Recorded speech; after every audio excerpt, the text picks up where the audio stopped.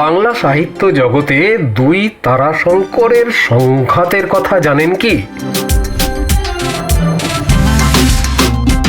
হ্যাঁ, এইরকমই একটা ব্যাপার ঘটেছিল সাহিত্যিক তারাশঙ্কর বন্দ্যোপাধ্যায় যখন খ্যাতির তুঙ্গে। হঠাৎ সাহিত্য জগতে আবির্ভূত হলেন দ্বিতীয় এক তারাশঙ্কর বন্দ্যোপাধ্যায়।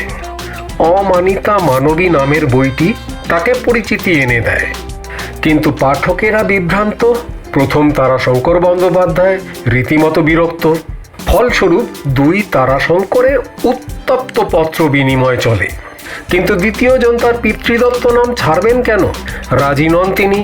ফলে প্রথমজন এর পর থেকে তার বইতে নিজের নামটি শ্রী তারাশঙ্কর বন্দ্যোপাধ্যায়ের বদলে শুধুমাত্র তারাশঙ্কর বন্দ্যোপাধ্যায় নামে ছাপাতে আরম্ভ করলেন। মন কষাকষি বহুদিন অবধি ছিল, তবে চিরস্থায়ী হয়নি।